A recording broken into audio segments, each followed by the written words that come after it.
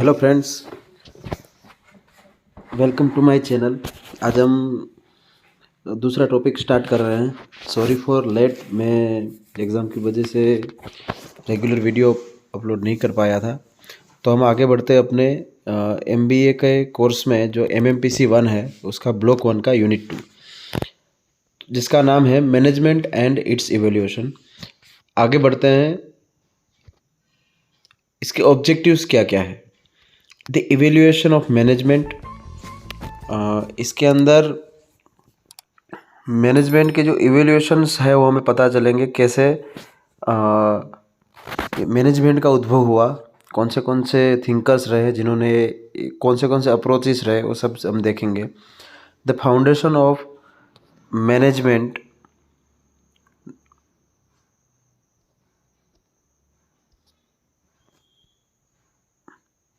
The different perspective of management, the philosophy and approaches of management, the various ideas of management thinkers during the time। तो अलग अलग thinkers जो है उनके हम ये पढ़ेंगे इसमें। The principle of scientific management, the contribution of the behavioural science to management, behaviour की वजह मतलब बिहेवियर में क्या क्या स्टडीज़ हुई है। The contingency approach, system approach and decision theory, ये हम आगे देखेंगे इसमें। Approach and other approaches to management, different approach की ही बात कर रहे हैं इसमें हम। आगे बढ़ते हैं हम।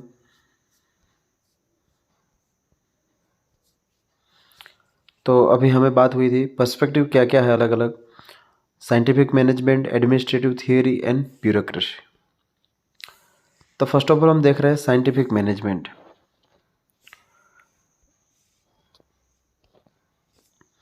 This perspective grew out of need to improve manufacturing efficiency through more effective utilisation. हमें यहाँ ये देखना है more effective utilisation of physical and human resource. इस पे आपको अपना ध्यान देना है कि साइंटिफिक मैनेजमेंट जो साइंटिफिक पर्सपेक्टिव उसके अंदर हम क्या ध्यान रखेंगे। तो उसमें उसके अंदर हम ये ध्यान रखेंगे कि फिजिकल एंड ह्यूमन रिसोर्स का इफेक्टिव यूटिलाइजेशन हो।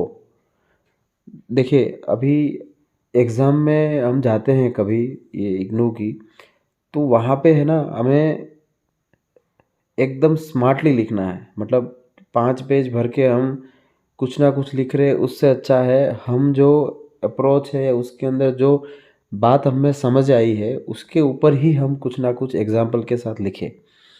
तो साइंटिफिक अप्रोच में हमने पहली बात ये सीखी कि हमें इफेक्टिव यूटिलाइजेशन करना है फिजिकल एंड ह्यूमन रिसोर्सेज का, ठीक है। और इसके अंदर ये आगे बढ़ते हैं तो FW टेलर जो है वो कंसिडर किए जाते हैं फादर ऑफ साइंटिफिक मैनेजमेंट, ठीक है। Okay, he observes that the best management is true science resting upon clearly.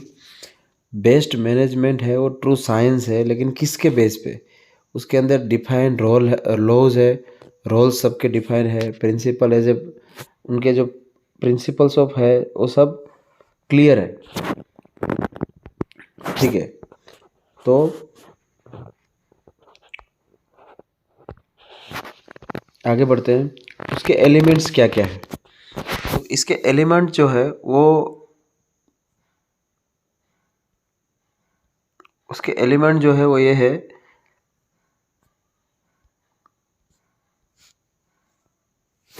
Develop a science for element of each individual work. इससे हम क्या समझ रहे हैं कि हमें जो काम करना है उसको छोटे छोटे एलिमेंट में बांट दो, फिर scientifically select, train, teach and develop each worker rather than passively living them to train themselves. हर एक वर्कर को उसका एक एलिमेंट जो है काम का वो सिखा दो, उसके ऊपर ट्रेनिंग दो और उसको ही उसके मटेरियल या उसके ऊपर जो टीचिंग देना है वो कराओ और उसी में उसको डेवलप करो, ताकि वो एक काम में इतना महारत हासिल कर ले कि वो काम अच्छी तरह से कर पाए। तीसरा जो एलिमेंट है वो ये है hardly cooperate with workers so as to ensure that work is done in accordance with the principle of science that had been developed. अभी कोई हमारा काम इतनी अच्छी तरह कैसे करेगा, उसके साथ हमें अच्छे रिलेशन बनाने पड़ेंगे। तो कोऑपरेशन जो है वो पहला, वो बहुत ज़रूरी होता है किसी भी काम करने के लिए। तो यहाँ उसकी बात हो रही है। Divide work and responsibility almost equally between management and worker. हर एक काम को डिवाइड करना पड़ेगा और उसको किसी ना किसी को फॉलो भी लेना पड़ेगा और उसके ऊपर ध्यान भी देना पड़ेगा। ठीक है, तो आगे बढ़ते हैं। टेलर्स एक्सपेरिमेंट, अलग अलग उन्होंने जो एक्सपेरिमेंट किए थे ये सब एलिमेंट्स, और जो उन्होंने हमें रस दे दिया है, मतलब फाइनल जो दिया है वो कहाँ से आया, तो उन्होंने अलग अलग स्टडीज़ की है। तो Taylor demonstrated the benefits of increase productivity and earning through the experiment in Bethlehem steel works. ये जो है, आप अपनी बुक देखोगे इग्नू की, तो वहाँ पे बहुत लेंदी बुक है। तो वहाँ से मैंने जो है वो थोड़ा थोड़ा जो इम्पोर्टेंट लगा मेरे हिसाब से, मैंने वो ले लिया है। ताकि क्या है कि हमें एग्ज़ाम में हर एक टॉपिक के बारे में थोड़ा थोड़ा पता होना चाहिए। ऐसा ना हो कि हम ब्लैंक हो जाए, कोई क्वेश्चन आए और हमें पता ही नहीं है। तो टेलर्स के एक्सपेरिमेंट जो है वो साइंटिफिक अप्रोच में ही आएगा। हमें ये भी पूछा जा सकता है कि डिस्क्राइब साइंटिफिक अप्रोच ब्रीफली, तो वहाँ हमें 2 या 3 पेज में यही सब लिखना है कि उसमें प्रोडक्टिविटी बढ़ानी है, इफेक्टिव यूटिलाइजेशन करना है, क्या क्या एक्सपेरिमेंट हुए हैं, एलिमेंट्स क्या क्या है, यही लिखना है। तो इसके अंदर पहला है टाइम स्टडी। जो उन्होंने जिनका उन्होंने सबसे ज़्यादा उपयोग किया है वो है टाइम स्टडी। उन्होंने हर एक एलिमेंट के लिए टाइम मेज़र किया है, हर एक वर्कर का अलग अलग टाइम मेज़र किया है, और उसके ऊपर से उन्होंने प्रोडक्टिविटी इम्प्रूवमेंट के लिए बात की है। तो उनका जो कंट्रीब्यूशन ऑफ साइंटिफिक मैनेजमेंट है, और कंट्रीब्यूशन मैनेजमेंट में भी जो साइंटिफिक मैनेजमेंट का है वो हम देख रहे हैं अभी। Taylor was intended in replacing traditional management with scientific management. पहले क्या था, कोई कोई भी सुपरवाइजर है वो अपने हिसाब से कर रहा था। उनको टेलर ने क्या किया, वहाँ जाके उसको साइंटिफिक मैनेजमेंट से रिप्लेस किया। Improving productivity and reflects the thinking of the current times. Productivity improve हुई और अभी जो नया साइंटिफिक अप्रोच था उनके हिसाब से उनको सेट किया गया। म्यूचुअल ट्रस्ट एंड कोऑपरेशन, वहाँ जो वर्कर्स थे उनके साथ अच्छा कोऑपरेट करके उनको एक विश्वास दिलाया गया कि आप इस तरह से काम करोगे तो आपको इतने पैसे या इतना टाइम के साथ आपको ये बेनिफिट मिलेगा। तो अलग अलग इवोल्यूशन भी इंसेंटिव स्कीम में भी, कि जो आगे आएगा, improved working method, evolution of incentive system and enormous increase in the productivity of worker. देखो, कोई भी बंदा काम करने जा रहा है तो उनको क्या चाहिए, उनको चाहिए कि इम्प्रूव्ड वर्किंग मेथड है, खुद के लिए उनका काम आसान हो रहा है, उनको अच्छे पैसे मिल रहे हैं और उनकी प्रोडक्टिविटी भी इम्प्रूव हो रही है। ठीक है, अभी हम आगे बढ़ रहे हैं। पहला अप्रोच हमारा ख़त्म हुआ है, अब दूसरे अप्रोच में जा रहे हैं, एडमिनिस्ट्रेटिव थियरी। तो एडमिनिस्ट्रेटिव जो थियरी है उसमें फायोल करके थिंकर थे, उनके बारे में मैंने ब्रीफ में नहीं लिखा है इसमें, मैंने डायरेक्ट उसके जो 14 प्रिंसिपल्स है। क्या होता है, हम इग्नो में ज़्यादातर वर्किंग पीपल है तो उनको बेसिक आइडिया चाहिए कि हाँ इसमें ये ही आ रहा है, उनका भी टाइम वेस्ट ना हो, अपना वीडियो भी लंबा ना हो, ऐसा मैं पूरी कोशिश करूँगा ताकि आपका भी समय बचे और हमें एंड मोमेंट पे अपना जो है वो तैयारी सही से हो सके। तो पहला जो प्रिंसिपल है वो डिवीज़न ऑफ वर्क। एडमिनिस्ट्रेटिव में पहला दिया गया है कि आपको अच्छी तरह से आपका काम जो है डिवाइड करना है और वहीं से उसका वो, उसमें डिस्क्रिप्शन देखते हैं, worker is given only some element of work to take advantage of specialisation. Worker को इतना ही काम दो जिसमें वो स्पेशलाइज है और उसका एडवांटेज हमें लेना है। Authority and responsibility. Authority and responsibility में authority provides the right to command to get the work done. Authority और रिस्पॉन्सिबिलिटी में क्या होता है, ऑथोरिटी जो है वो आपको एक राइट दे रही है कि आपको किसी से कैसे काम लेना है, मतलब आपको राइट है, आप उससे काम ले सकते हो। और रिस्पॉन्सिबिलिटी है कि आपको जो काम असाइन किया गया है उसको आपको ऑब्जेक्टिव जो ऑर्गेनाइजेशन का है उसको फुलफिल करने के लिए उसका यूज़ करना है। फिर है unity of command, employ should receive order from one superior only. कभी कभी क्या होता है, ग्रुप में 4 लोग एक बंदे को काम दे रहे हैं और वो बंदा सोच रहा है मुझे किसका मानना है। तो यहाँ ये प्रिंसिपल ये सिखा रहा है हमें कि हमें कमांड, जो कोई भी एम्प्लॉय को कमांड मिल रहा है उसको एक ही सुपीरियर से मिलना चाहिए। यूनिटी ऑफ डायरेक्शन, देखो एक अपने सब्जेक्ट में अब आगे भी पढ़ोगे, हम और भी वीडियोस में देखेंगे कि जो फंक्शंस है अपने प्लानिंग के, मैनेजमेंट के, planning, organising, staffing, directing and controlling. तो डायरेक्शन में भी वही है कि हमें ऑब्जेक्टिव के जो ऑर्गेनाइजेशन के जो ऑब्जेक्टिव है वही फुलफिल करने हैं, उसी हिसाब से अपना काम होना चाहिए। Subordination of individual interest to general interest. Subordination जो है मतलब organisation are bound by organizational interest, and in case of conflict between the two, individual interest should not prevail over the organization। Organisation के जो objective है उसको fulfil करने के लिए सारे डिपार्टमेंट या जो भी लोग हैं उसके अंदर है वो सब काम कर रहे हैं। तो कभी भी इंडिविजुअल इंटरेस्ट को इतना महत्व नहीं दिया जाएगा जितना ऑर्गेनाइजेशन ऑब्जेक्टिव को दिया जाएगा, यही कहना चाहता है। Remuneration of personnel, the method of payment, मतलब जो सैलरी दी जाती है उसको कैसे सेट करना है कि the methods of payment and remuneration should be fair and should give satisfaction to both employer and employ. ऐसा भी नहीं होना चाहिए कि एम्प्लॉय काम कर रहा है उसको पैसे नहीं मिल रहा है, और ऐसा भी नहीं होना चाहिए कि जो ऑर्गेनाइजेशन है उसको ज़्यादा पैसे देने पड़ रहे हैं और उसके एम्प्लॉय उतना काम नहीं कर रहे। ठीक है, अभी आगे है सेंट्रलाइजेशन। सेंट्रलाइजेशन टॉपिक इसमें आगे भी आएगा और हम उसमें देखेंगे। सेंट्रलाइजेशन मतलब क्या होता है कि जैसे जैसे ऑर्गेनाइजेशन बड़ा होता है उसके अंदर अलग अलग पावर्स अलग अलग लोगों को दी जाती है। तो पहले क्या होता है, कोई एक स्टार्टअप होता है, वहाँ पे ओनर अकेला खुद ही डिसीजन लेता है, जबकि बड़े ऑर्गेनाइजेशन में अलग अलग ऑथराइजेशन सबको दिया जाता है और वो ओनर के द्वारा ही दिया जाता है। A delicate balance of centralisation of power and distribution of power should be used by the organisation. जैसे हमने कहा कि जैसे जैसे ऑर्गेनाइजेशन बड़ा होता है उसके अंदर अलग अलग रिस्पॉन्सिबिलिटी दी जाती है। Scalar chain, the line of authority from top management to lowest ranks represents the scalar chain. इसके अंदर कुछ नहीं है, जो ओनर है उसके बाद सीईओ, उसके बाद वाइस प्रेसिडेंट है, उसके बाद कोई जनरल मैनेजर है, कोई डेप्यूटी जनरल मैनेजर है, कोई असिस्टेंट जनरल मैनेजर है, कोई सीनियर मैनेजर है, फिर डेप्यूटी मैनेजर है, ऐसे सीनियर इंजीनियर वर्कर। तो एक स्केलर चेन बन गई है अपनी। फिर है order, the arrangement of things and people, meaning that there is a place for everything and everything should be in place. मतलब हर एक चीज़ अपनी जगह होनी चाहिए, ताकि वो ऑर्गेनाइजेशन में करना ही पड़ता है, क्योंकि आपके पास इतनी सारी चीज़ें हैं, अगर आप सही जगह नहीं रखोगे तो आप कभी भी समय पे उसको ले नहीं सकते हो।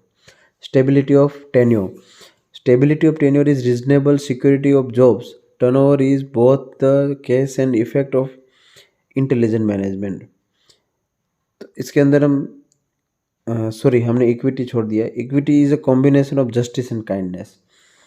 इक्विटी जो है वो जस्टिस मतलब न्याय और काइंडनेस मतलब दयालु, ये दोनों का जो कॉम्बिनेशन है वो इक्विटी है। मतलब हर किसी को सही न्याय मिलना चाहिए और उसके ऊपर हर कोई बायस नहीं होना चाहिए, हर काम सबको एक तरह से सही से करना है। इनिशिएटिव, तो इनिशिएटिव जो है, हमने स्टेबिलिटी ऑफ टेन्योर देखा, उसके अंदर हमें ये देखा कि जॉब की सिक्योरिटी हर एक वर्कर को, एम्प्लॉय को मिलनी चाहिए, ताकि उनको वो टेंशन ना रहे और वो अपना काम सही से कर पाए। Initiative with in the limits of authority and discipline increase the zeal and energy of the human element. अब हम बात करते हैं इनिशिएटिव में। देखो, इनिशिएटिव ऐसा होना चाहिए कि आपकी अथॉरिटी के अंदर आता है और ऑर्गेनाइजेशन ऑब्जेक्टिव जो है उसको फुलफिल करने के लिए उसी डिसिप्लिन में अपनी अथॉरिटी के अंदर वो है, तो हमारा वो मतलब एंथुसियाज्म बढ़ाएगा, वो अपने अच्छे के लिए होगा। एस्पिरिट डी कॉर्प्स, इसका मतलब होता है कि टीम स्पिरिट एंड यूनियन। हमें अपनी टीम की स्पिरिट अच्छी रखनी है ताकि हम काम अच्छे से कर पाए। अब आगे है bureaucracy. While Taylor focused on the management of the worker on the shop floor, Files focus on the general management of function in the organization.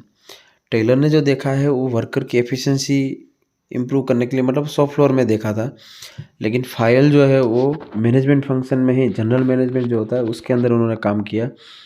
और उसके फीचर्स जो है, the features of Weber ideal bureaucracy, वो ये है: job specialisation, hierarchy, formal selection, formal rules and regulation, impersonality, career orientation.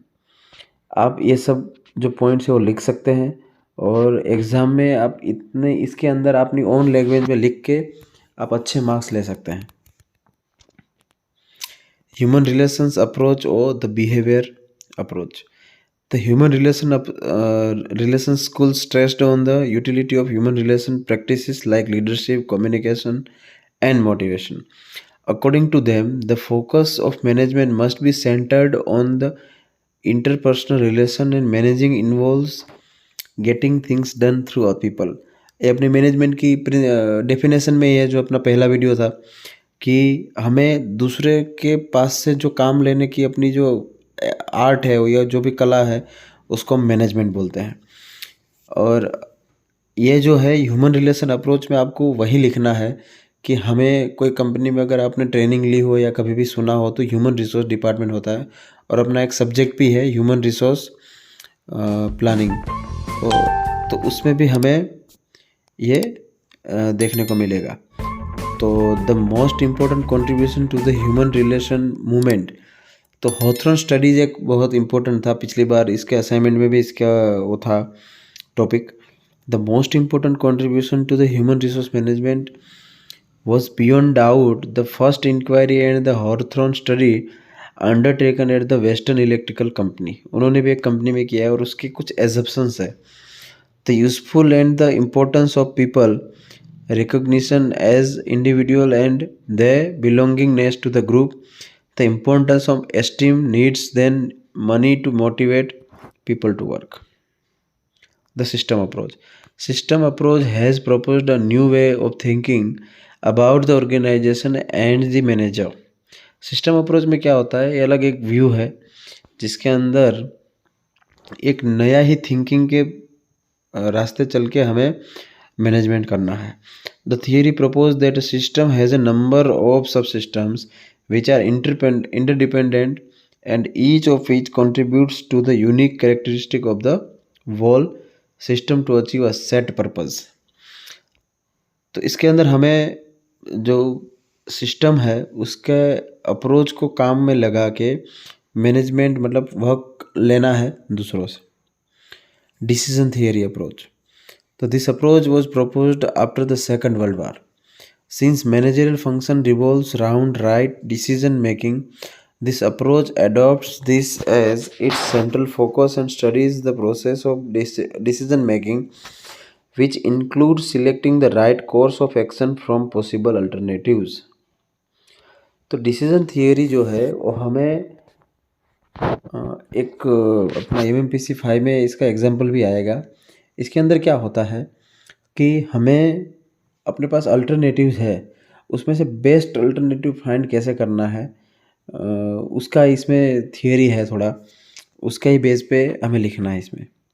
Mathematical और quantitative approach, कोई भी मैथमेटिकल अप्रोच में क्या होता है कि हमें डेटा मिलता है, उसको कैलकुलेट करके हम कुछ कैलकुलेटिव आंसर लाते हैं और उसके बेस पे हम कुछ ना कुछ अप्रोच काम करते हैं, उसको हम क्वांटिटेटिव बोलते हैं। The mathematical approach provides a quantitative basis for decision making considering a management as a system of mathematical model and processes.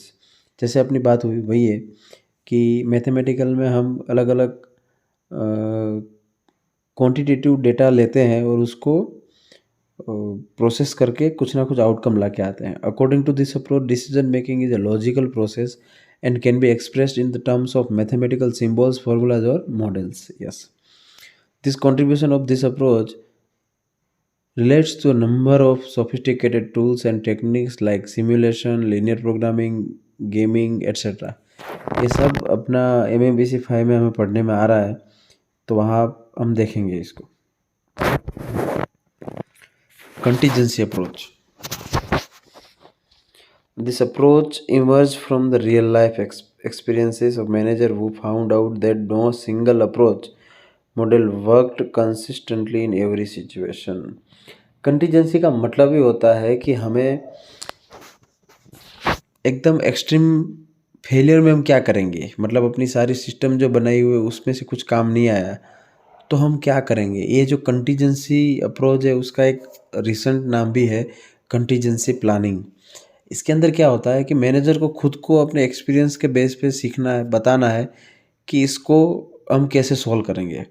तो इसमें वही लिखा है कि रियल लाइफ एक्सपीरियंस पे हम काम कर सकते हैं, उसके अलावा इसमें कोई थियरी नहीं है। This approach believes that managerial practice and styles differ in different situation context. अलग अलग मैनेजर की अलग अलग स्टाइल्स होती है, वो कैसे काम करेगा उस टास्क को ख़त्म करने के लिए। Closely dependent on the ground realities of the managerial function, it is believed to be practical and the realistic approach to carry out the task management.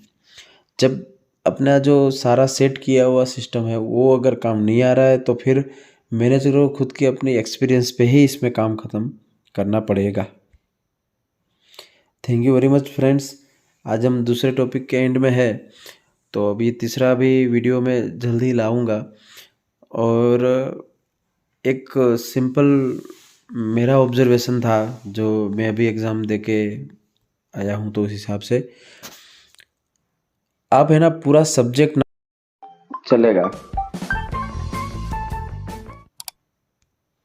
ठीक है, लेकिन आप पूरा सब्जेक्ट मत पढ़ो, लेकिन आपको हर सब्जेक्ट में एक एक मेन पॉइंट आपको पता होना चाहिए। मेन सब टॉपिक से आपको पता है उसके अंदर क्या आ रहा है वो आपको पता है, तो आप लिख पाओगे। Thank you very much.